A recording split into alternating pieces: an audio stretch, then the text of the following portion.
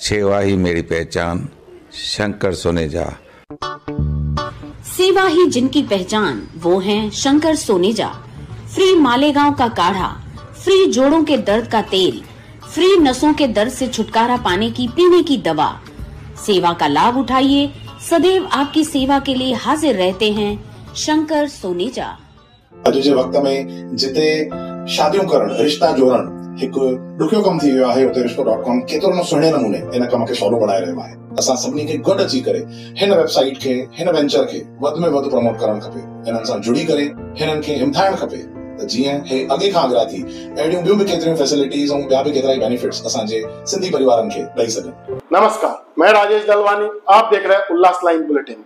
उल्लासनगर महानगर पालिका के पूर्व नगर सेवक महादेव सोनावने को 7 दिन पहले दिल का दौरा पड़ने से परिजनों ने उनको उल्लासनगर के मैक्स लाइफ हॉस्पिटल में भर्ती कराया था, जहां एंजियोग्राफी के बाद पता चला कि हार्ट में 99% ब्लॉकेज है और सबको लगा कि अब कुछ नहीं हो सकता।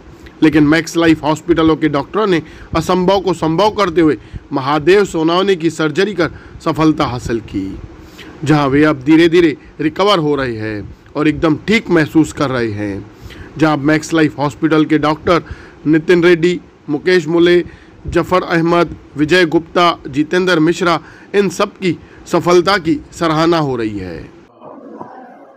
मी महादेव सोनवणे, 20 तारखेला मला अस्वस्थ वाटल्यामुळं मी क्रिटिक केअर हॉस्पिटलमध्ये सुरुवातीला प्रयत्न केले आणि त्याच्यानंतर मी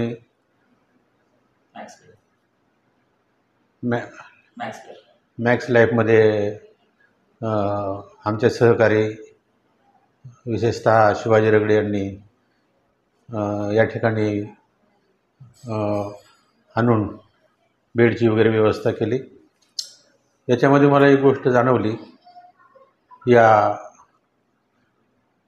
हॉस्पिटलमध्ये की या ठिकाणचा जो मेडिकल स्टाफ आहे, या ठिकाणचे जे नर्सेस आहेत, त्यांच्याकडे आलेल्या पेशंटला ते अतिशय आपलेपणाने आणि पेशंट आपलासा समजून तो लवकरात लवकर बरा कसा होईल याच्याकडे त्यांचं जाणीवपूर्वक लक्ष असतं। त्यातली त्यात महत्त्वाचं म्हणजे ज्यांनी माझ्या हृदयाचं ऑपरेशन केलं ते नितिन रेड्डी यांनी अतिशय क्रिटिकल असा माझ्या शरीरामधला जो ब्लॉकेज होता तो यशस्वीरित्या काढला आणि त्याच्यामुळं ते आणि त्यांची टीम योग्य तेच पात्र आहेत आणि त्यांच्याकडून असेच अनेक चांगले कार्य घडत अनेक लोकांचे जीव त्यांच्याकडून वाचवत अशी शुभकामना मी व्यक्त करतो आणि हॉस्पिटलचे जे इंचार्ज आहेत गुप्ता साहेब त्यांचे मैं विशेष आभार मानता हूँ।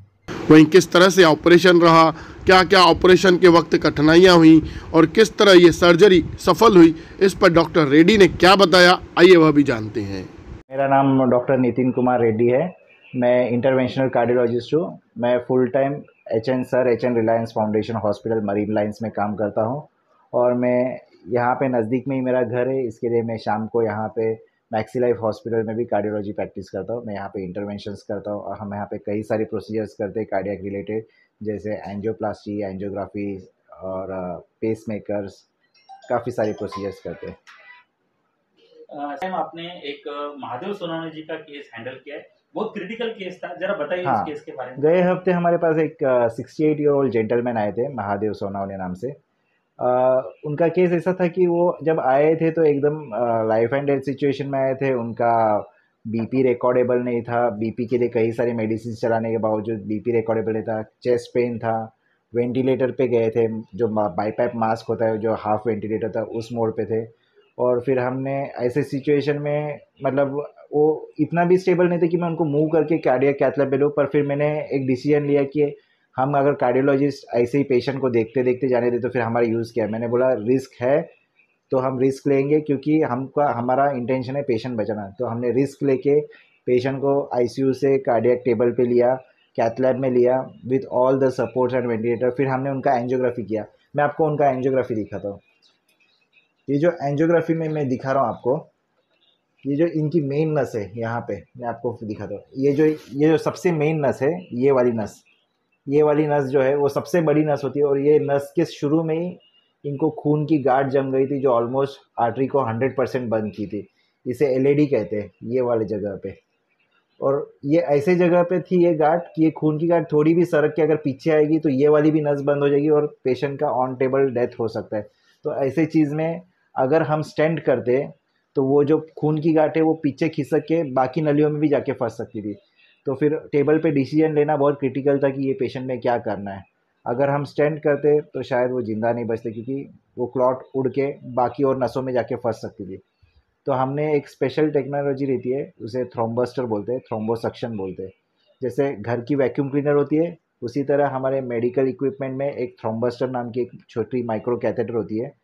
वो भी एक वैक्यूम क्लीनर जैसे ही काम करती है। तो वो इतनी छोटी नली होती है कि वो हार्ट के खून के नसों में जाती है। तो ये पूरे नस में हमने वो थ्रोम्बस्टर नाम की कैथेटर रख के वो पूरा थ्रोम्बस जो होता है वो सक करके निकाला, और टेबल पे जैसे ही सक किया उनका ईसीजी नॉर्मल होना चालू हुआ, थोड़ा थोड़ा धीरे धीरे बीपी बढ़ना चालू हुआ। फिर हमने पूरा उसको 3-4 बार सक्शन करके पूरा क्लीन, जब आर्टरी पूरा थ्रोम्बस फ्री हो गया तो हमने उसको एकदम वापस क्लॉट ना बने उसके इंजेक्शन चालू करके उनको आईसीयू में शिफ्ट किया, और हमने उसमें स्टेंट नहीं करने का डिसीजन लिया। और आज जब हम पेशेंट को देख रहे हैं कि हमारा पेशेंट चल के घर जाने के लिए रेडी है, तो today we look back that हमने जो डिसीजन लिया बहुत सही लिया था।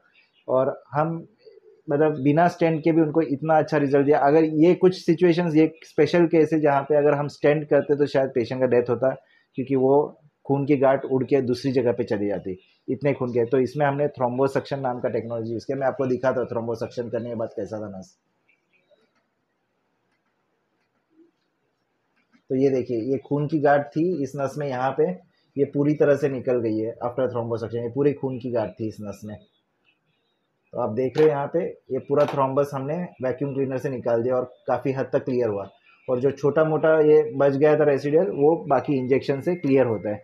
तो इस तरह से हमने ये पेशेंट को ट्रीट किया, और आज ये पेशेंट करीबन 5 प्रकार के इंजेक्शन्स पे थे जिससे उनका बीपी सपोर्ट होता था। सभी इंजेक्शन्स भी बंद हुए, वो वेंटिलेटर से भी बाहर निकले, आज आईसीयू से वार्ड में शिफ्ट हुए, और हम 1-2 दिन में उनको डिस्चार्ज करने वाले हैं। आज वार्ड में चल रहे फिर रहे, खुद से बाथरूम जा रहे, सब काम अपना खुद से कर रहे हैं।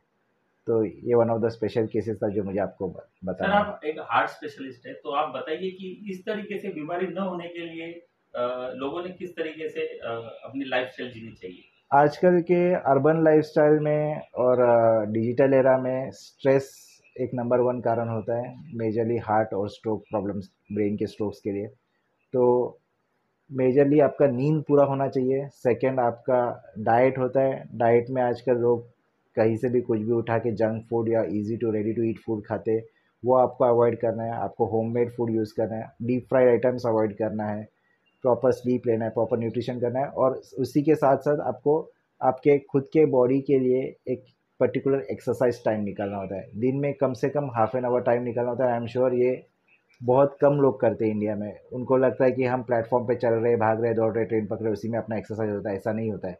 ये आप काम पे जा रहे हो, आप प्लेटफॉर्म पे सीढ़ी उतर रहे हो, चढ़ रहे हो, वो एक्सरसाइज नहीं होता है।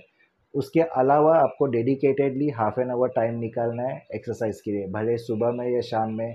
शुरू ब्रिस्क वॉकिंग से करिए, धीरे धीरे उसको जॉगिंग पे लेके आ सकते हो। और एक योगा भी बहुत अच्छा होता है, people can resort to yoga also. तो ये सब चीज़ें अपने लाइफस्टाइल में मॉडिफिकेशन करना होता है। और हर एक पेशेंट को जो 40 या 50 प्लस में जाता है, उनको रूटीनली एक बार साल में कोलेस्ट्रॉल की चेकअप करानी चाहिए। ट्रेडमिल जो पट्टे पे भाग के जो ईसीजी निकालते, ट्रेडमिल स्ट्रेस टेस्ट करानी चाहिए। ये सब चीज़ें रूटीन इवैल्यूएशन करने से क्या होता है कि हमें ये जो हार्ट की बीमारी है बहुत इनिशियल स्टेज में पकड़ में आती है, और हम ऐसे मेजर अटैक आने से उसको प्रिवेंट कर सकते हैं आगे की जांच करके। सर कुछ गंदी आदतें ये हार्ट की बीमारी के लिए रीजनेबल रहती है, तो हार्ट की, देखो हार्ट डिसीज़ पहली बात है बिना आदतों के डायबिटीज़ पेशेंट्स में बहुत कॉमन है। तो आपको डायबिटीज़ प्रॉपर कंट्रोल करना है। और जैसे आप आदतों की बात बोले हैं, तो आदतों में सबसे मेजर होता है टोबैको, जिसे स्मोकिंग बोल सकते हैं, या फिर जो तंबाकू अपन खाते हैं, या खैनी, तंबाकू, गुटखा, ये सब चीज़ें बहुत नंबर 1 कॉज होती है हार्ट की प्रॉब्लम। ना कि बल्कि हार्ट की प्रॉब्लम, बल्कि स्ट्रोक और पैरालिसिस की प्रॉब्लम के लिए। वो सब चीज़ें जो होती है उसके अपन सेवन करने से खून गाढ़ा हो जाता है। खून गाढ़ा हो जाता है, और हर खून के नसों में जो एथेरोस्क्लेरोसिस की प्रोसेस होती है, जो गांठ, चर्बी की गांठ बनती है, वो प्रोसेस को दुगना या तिगना स्पीड से बढ़ाता है। और ऐसे कम एजेस में आजकल हम देख रहे हैं कि 30, 22, 25 साल के लोगों को भी हार्ट अटैक आता है। ये सब इसी कारण की वजह से, व्यसन के वजह से, तंबाकू, गुटखा, खैनी, ये सब चीज़ों से होती है। Thank you sir. Welcome. Max life में ओपीडी के लिए या डेली अवेलेबल कब रहते हैं? मैं यहाँ पे डेली अवेलेबल रहता हूँ, शाम को 8 बजे से रात के 10 बजे तक। और इमरजेंसी के लिए नाइट में तो मेरा घर नज़दीक ही है, 5 मिनट डिस्टेंस पे, तो हम एंजियोप्लास्टीज कभी भी नाइट में भी आते हैं तो हम तुरंत 5 मिनट में रेडी हो जाते हैं प्राइमरी एंजियोप्लास्टी करने के लिए। बट हार्ट अटैक में हम पहले ज़माने में इंजेक्शन देते थे जहाँ पे खून पतला करेगा, फिर वो ओपन होगा नहीं होगा, पर अभी ऐसा नहीं है। हम कार्डियोलॉजिस्ट डायरेक्टली अवेलेबल है जो तुरंत आके विदिन 5-10 मिनट्स एंजियोग्राफी करके ब्लॉक को देख के वो ब्लॉक को ओपन करने की हम लोग पूरी टीम रेडी रखे हैं यहाँ पे।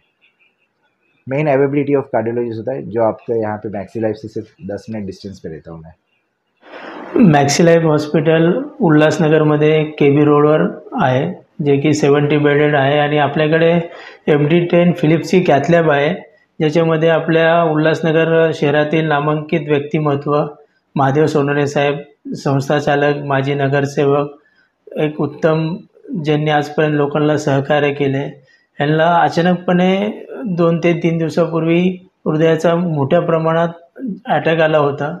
त्याच्यामध्ये त्यांची अतिशय क्रिटिकल परिस्थिती होती, त्याच्यामध्ये BP त्यांचा लागत नव्हता।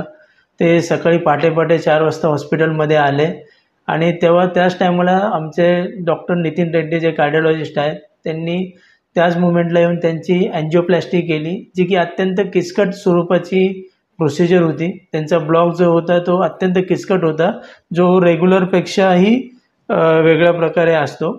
ह्याच्यामध्ये पेशंटच्या जीवाला धोका खूप प्रमाणात होता, पण टाईमवर प्रोसिजर झाल्यामुळे पेशंटचा जीव आम्ही वाचवू शकलो। अशा प्रकारे उल्हासनगरमध्ये भरपूर सारे व्यक्ती समाजासाठी काम करत असतात, पण त्याचबरोबर ते हेल्थकडे दुर्लक्ष करतात। पण उल्हासनगरच्या प्रत्येक शहरवाशासाठी, प्रत्येक समाजामध्ये काम करणाऱ्या व्यक्तीसाठी, त्यांच्यासोबत त्यांच्या हेल्थचं रक्षण करण्यासाठी, त्यांच्या हेल्थला, त्यांचा जीव वाचवण्यासाठी मॅक्सी लाईफ हे उल्हासनगरवासियांसोबत कायमस्वरूपी उभा आहे। कुठल्याही परिस्थितीत पेशंट असेल, कितीही सिरियस असेल, तरी पण मॅक्सी लाईफ प्रामाणिकपणे त्याला वाचवण्याचा पूर्णपणे प्रयत्न करेल। वहीं डॉक्टर को धरती पर भगवान का दूसरा रूप माना जाता है और इस तरह के डॉक्टरों की समाज को जरूरत है। ब्यूरो रिपोर्ट, महेश रोकड़े, उल्लास लाइन बुलेटिन, उल्लासनगर। उल्लास लाइन बुलेटिन को सब्सक्राइब करें, बेल आइकॉन दबाएं और देखिए उल्लास लाइन बुलेटिन की न्यूज़ सबसे पहले आपके मोबाइल पर।